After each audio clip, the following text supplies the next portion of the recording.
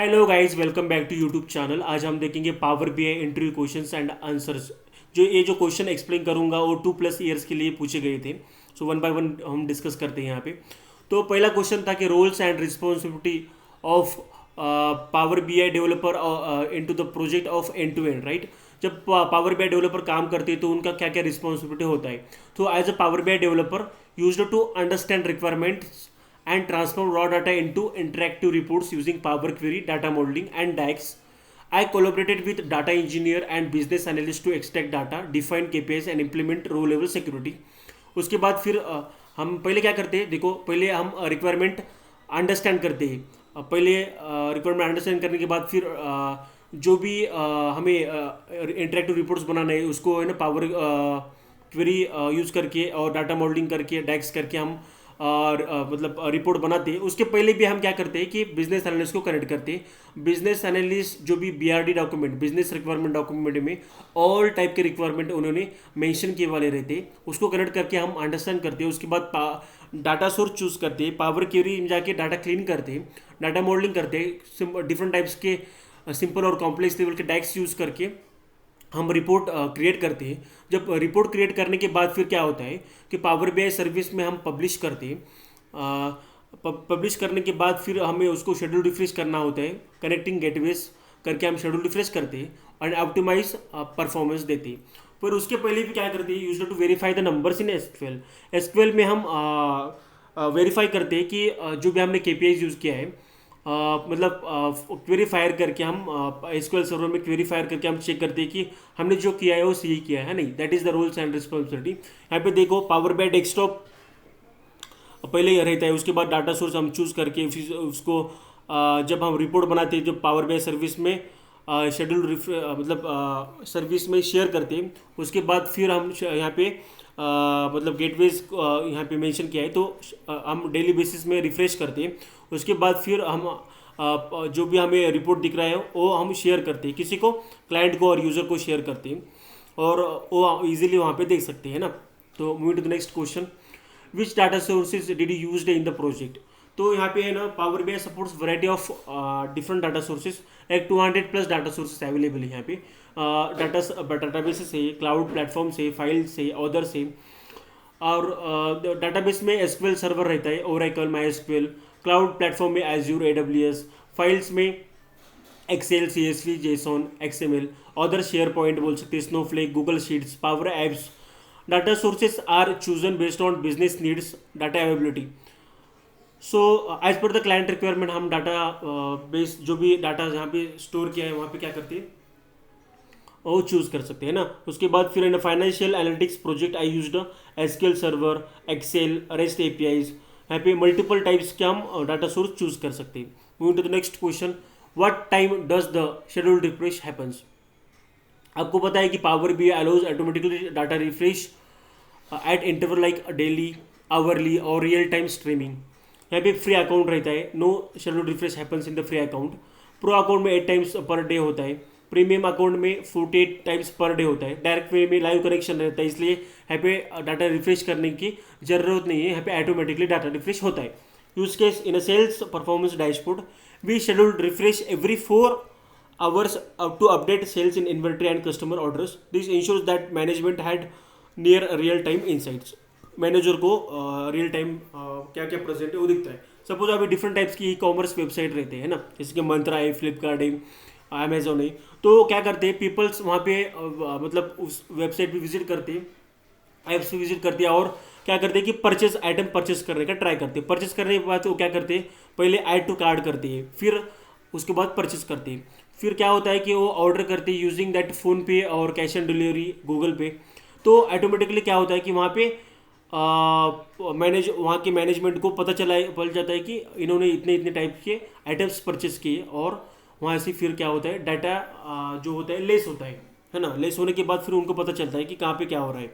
So that is the use case. Moving to the next question, what important KPIs did you used in the project. तो यहाँ पे बोल सकते हैं कि as per the client requirement उन्होंने already wireframe में mention किया रहता है कि हमें वायर फ्रेम और बिजनेस रिक्वायरमेंट डॉक्यूमेंट्स में ऑल डाटा प्रेजेंट रहता है कि कौन से केपीआईज एट द एंड उनको यूज़ करना है ना। केपीआईज मतलब business requirement sorry key performance indicators होता है, sales KPIs, revenue, profit margin कितना हो रहा है, conversion rate, marketing KPIs, click through CTR like ROI, HR KPIs, employee retention rate, use case. Suppose मेरे पास एक यूज ई कॉमर्स डैशबोर्ड मैंने बना लिया है ना, तो उसके बाद टोटल सेल्स कितना हो रहा है, customer retention rate, average order value, this help the stakeholders to optimise sales strategies. That is the fourth number question. Moving to the next question, incremental refresh in Power BI। तो क्या होता है incremental, पहले हम क्या करते हैं, definition है ना, incremental refresh only updates the new और standard data, improve performance and reducing refresh times for data sets. आपको पता है कि इंक्रीमेंटल रिफ्रेश हम क्यों करते हैं, सपोज मेरे पास बहुत large amount of data set है, उसको है ना मैनुअल रिफ्रेश करने में बहुत टाइम लगता है, तो यहाँ पे है ना incremental refresh concept came into the picture. Only new और updated change data is present. Suppose मेरे पास 5 ईयर का डाटा प्रेजेंट है, तो हम जब इंक्रीमेंटल रिफ्रेश करते हैं, जब हम लेटेस्ट जो भी ईयर है उस पर ही हम इंक्रीमेंटल रिफ्रेश लगाते हैं ना। तो when to use large data set to refresh only recent और updated data, when the data source supports incremental refresh, वहाँ पे ही हम incremental concept यूज़ करते हैं। स्टेप्स क्या है, प्रिपेयर डाटा, इंश्योर डाटा और time stamp column is available. In data set में डेट कॉलम होना मैंडेटरी है। While doing this, create parameters, define range starts and range and in the power BI। Filter data, use the parameters to filter the date column.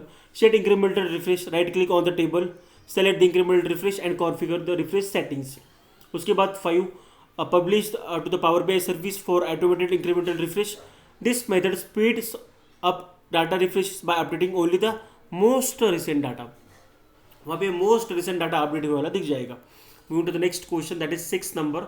Which projects, domains, KPIs like domains you have used और while, मतलब आपने कौन से domain में काम किया है ना। तो यहाँ पे power BI is used with variety industries like finance, health care, retail, manufacturing, HR analytics, e-commerce, banking, finance. So different types of domains available.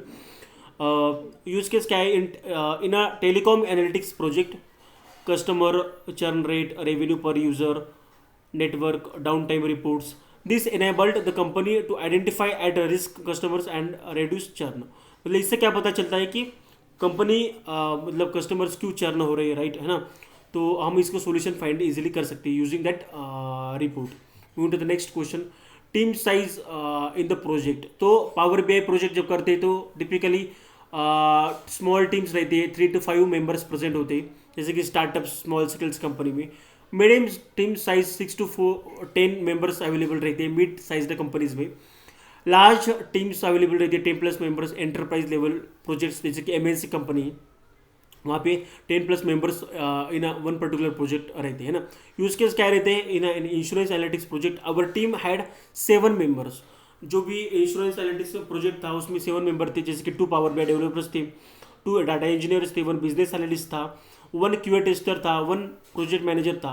We used agile methodology for smooth calibration, right. हम agile methodology use करते हैं यहाँ पे। Moving to the next question, that is 8 number, data transformations done in Power BI project. So different types के transformations रहते हैं, जैसे कि giving the shape of the data. जैसे कि पहले क्या करते, डाटा लोड करते पावर BI डेस्कटॉप में, जैसे कि Excel, CSV, SQL files like. उसके बाद फिर remove columns, eliminate unnecessary columns और filter row to keep the only relevant data. Column को रिनेम करते हैं, जो भी हमें क्लियरली विजिबल नहीं है, कॉलम का अंडरस्टैंड नहीं हो रहा है, तो हम रिनेम कर सकते हैं। Change data types, that is the mandatory things in that there is a different types of data types like text, date numbers. Split करते कॉलम्स को, मर्ज करते, अनपाइवेट कॉलम्स करते, ग्रुप बाय करते। ये भी एक इंपॉर्टेंट कंसेप्ट है in Power BI में। Aggregate data by grouping rows and performing operations like sum और काउंट। उसके बाद ऐड कॉलम्स करते, replace values, append queries, merge queries, remove duplicate. This is also very important concepts. Fill data करते, fill null values with nearest above और below values, और manually भी हम null values fill कर सकते हैं। जैसे कि एक पर्टिकुलर कॉलम में जेंडर है MF, राइट, तो यहाँ पे क्या करते हैं, M को रिप्लेस करते हैं मेल से और F को रिप्लेस करते हैं फीमेल से। कंडीशनल कॉलम्स यूज करते हैं, create columns based on conditions और rules. That is the answers. Moving to the next question, volumes of data present while doing the project. So यहाँ पे क्या है कि स्मॉल डाटा सेट्स रहते हैं, जैसे कि 1 GB, लेस देन 1 GB और 1 GB रहता है only. Medium data sets 1 to 10 GB रहता है। यूजेस एग्रीगेशन यहाँ पे लगाते हैं। लार्ज डाटा सेट जब करते हैं तो 10+ GB रहता है। Requires Power BI premium option access रहता है, अकाउंट वहाँ पे दिए जाते हैं। यूज केस ये in healthcare analytics project we process 50 GB of patient records using incremental refresh to improve the performance improve करने के लिए हम इंक्रीमेंटल रिफ्रेश यहाँ पे यूज़ किया है। What challenges did you faced while doing the project? Some challenges I faced including slow performance, data quality issues, user access issues. Slow performance क्या होता है? Due to large data set report were slow. Solved using aggregations and indexing से हम solve कर सकते हैं इस issue को। Missing values and incorrect data handling using Power Query transformations। देखिए हम data quality check कर सकते हैं। User access issues, users were unable to see correct data due to incorrect RLS configuration. जब हम RLS row level security setup करते हैं तो क्या होता है कि समटाइम हम कुछ गलत करते हैं, इसलिए डाटा को एक्यूरेट नहीं आता है, तो वो भी चेक कर सकते हैं। यूज केस क्या है? In retailed sales reports the data content duplicate transactions. We used Power Query to remove duplicates features and DAX measures to fix inconsistencies, ensuring accurate reporting. यहाँ पे ना रिमूव डुप्लीकेट का हम ट्राई कर सकते हैं, समटाइम हमें डुप्लीकेट रिकॉर्ड्स प्रेजेंट होते। सो that is the solution of this answer. That's it. Thank you guys.